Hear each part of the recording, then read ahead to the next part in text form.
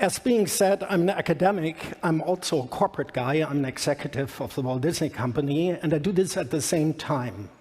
And in my daily life, I develop technology for Hollywood movies. You can imagine that as I'm living in both worlds, that can be sometimes quite a stretch. And I want to start with an anecdote from my own life. From childhood onwards, I wanted to become an engineer. I was always very passionate. I would build weird electronics and developed a huge passion for the art of computer programming, which was young when I was young. So towards the end of high school, however, and against my instinct, I changed plans and I wanted to become a medical doctor. I found this is cooler somehow. So I enrolled into medical school, and one of my first interactions was to encounter the so-called Vice Dean, very important person. So when I entered his office, he would instantly shout at me, said, "Take your hands out of your pockets when you address authorities." So this experience repelled me so much that the next day I dropped out and joined the School of Engineering. So this was the very best decision in my life, to follow my inner voicings telling me that I was an engineer at heart. So this was all 40 years ago, and 4 years later I graduated with a master's degree, followed by a PhD in computer engineering in 1989. After a few years, I became professor of computer science at ETH, the Swiss Federal Institute of Technology. And I was essentially an academic with a little bit of startup experience when Disney, the Walt Disney Company, approached me in 2008 to help create a corporate research organization. And up front, to quote Andy Warhol, I often felt I was the wrong person at the right place, or mostly the right person at the wrong place. So don't worry, this can happen to all of us. So when I prepared for this speech, I thought quite a bit about the main lessons that I learned during my own career. And here is what I come up with. First lesson, number one, the value of education. So you should be aware what sets your university degree and education apart from many other types of training is its timelessness. A university education primarily teaches you an analytic way of thinking, a way of managing complexity, of solving non-trivial problems by dividing them up into smaller pieces until they become manageable. It sounds simple, but it is not. For years, you have trained this over and over again, and it will remain a timeless value and capability throughout your life. So such training is immaterial. Nobody will be able to take this away from you. You should be proud of it. So good news for you, dear parents. This investment into your children is the best you could possibly have made in your lifetime. At the same time, we are all aware that too much analytic thinking can easily make us blind and be counterproductive to creative thought. So dear graduates, you will want to strike the balance between structured, a relying way of thinking that you were taught, and being open-minded to new knowledge and out-of-the-box creative thinking. Lesson number two, time versus money. When you are young, you feel that time is an asset as rich and abundant as the water in the ocean. Time feels infinite and entices you to waste it. Conversely, money is meager, and you are ready to exchange a lot of your time for relatively little material reward. Well, we don't need to have a degree in economics to understand that money is actually infinite. As recent history has shown, national banks can print as much as is needed, right? And private banks even can create more of such money in huge quantities, virtual so, through credit lines, such that money actually loses its value. Money can be made and money can be lost, and both losses and gains are reversible. Time, however, is truly limited, and lost time is absolutely irreversible unless somebody invents the so-called Einstein-Rosen bridge. So within the blink of an eye, 10 years shall pass forever and they will never come back. I personally never followed the money, but I wasted a lot of time during my younger years. So my advice to you is to manage your time very wisely, both privately and professionally, and not to waste it in nonsensical or toxic endeavors. If you prioritize time management early on, money will come by itself. Takes me to lesson 3, managing your career. So the moment you understand the value of time, you will not become blinded by the glitter. Make this your core principle. When choosing your first job, don't just run for the money. Look for qualities such as personal and intellectual freedom and work-life balance. Follow your inner voice. Stay true to your own value system and find out whether your future employer will be able to match it. After my own PhD, I was pretty young, 26 then, with a scholarship from Siemens. I got very tempting offers from German industry. And at that time, I was already a father, and as the only breadwinner, I had significant existential responsibilities. Yet, I chose the stony academic path. Not because I felt I'm such a passionate scientist, and that's the only path I could do, but rather because I really loved the ultimate freedom of academia, being self-determined and without a real boss. That resonated a lot with me. So you will also have to strike a fine balance between loyalty and opportunism. If you change your job every 2 or 3 years, you will definitely accelerate your career, as you will see. But it will be very challenging for you to build something really big you can be proud of. Despite all the luring offers I have gotten through the years, both in the academic and the corporate world, I have been loyal to ETH to the present day, and I've been loyal to the Walt Disney Company for the last 15 years. I personally feel very much that it has paid off for me. Life is nonlinear, and oftentimes unexpected things happen. Careers behave in the same way. Things take time. Be patient and wait. Sometimes a professional career can plateau for years and then propel to the next level within a split second. It all equals out over time, believe me. For some time, my own career path was almost pre-printed, and I was the designated successor of my dear mentor and advisor who ran a large Fraunhofer Institute with several hundred scientists and engineers.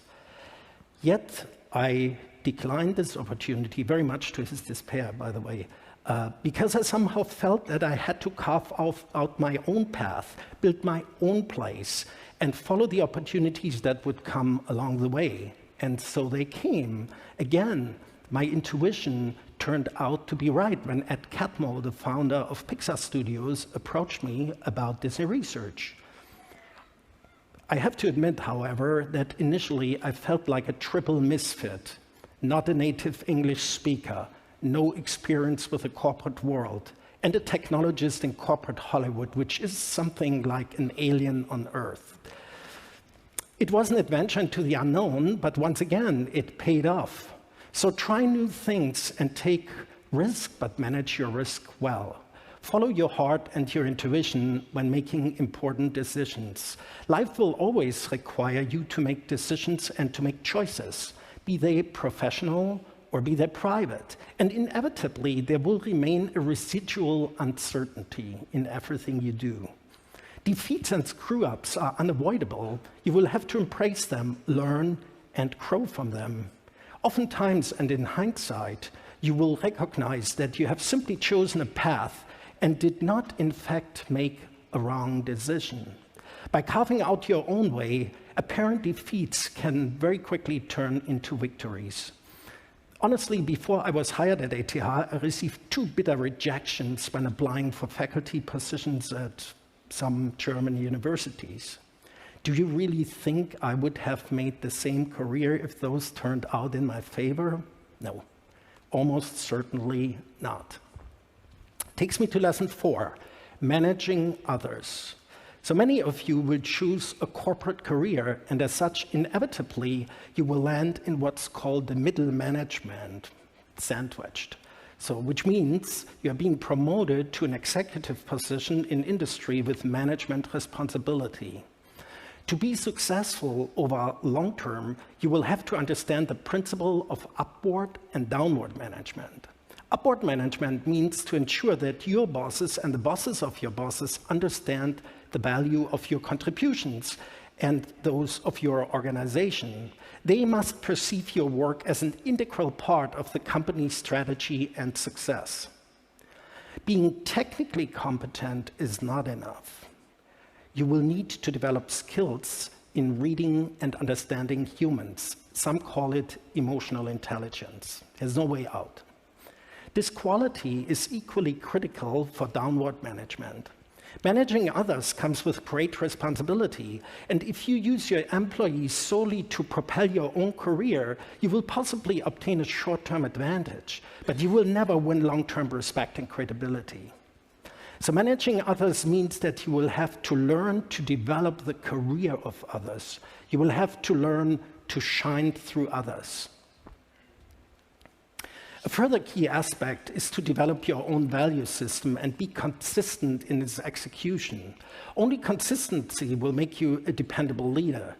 So there's nothing more toxic or more, counterproductive than erratic and unpredictable leadership. It all starts from the top, and all the people below you will just copy the values you project onto them. When hiring your team, go for excellence, never compromise on quality. In the philosophy of my dear mentor at Catmull, you hire upward and don't shy away from working with individuals who are smarter or more knowledgeable than you. So embrace the fact that you cannot just always be the smartest person in the room, and that game-changing ideas will come most likely from your teammates and not from yourself. And finally, good advice, never lie to your people. It is clear that corporate realities will not always allow you to share all executive information with everybody in your organization. But don't underestimate the toxic power of lying and the loss of credibility that goes along with it.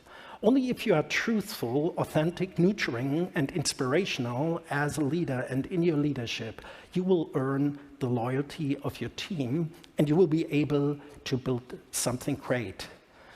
At Disney, I learned the power of storytelling. You will be most successful up and down the command chain if you tell your story in a believable and a consistent fashion. And this brings me to lesson number 5. It's the role of mentorship.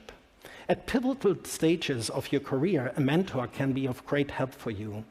A mentor is not an individual who tells you what to do, but rather somebody through her or his own experience and knowledge can give you opinions, guidance, perspective, and direction.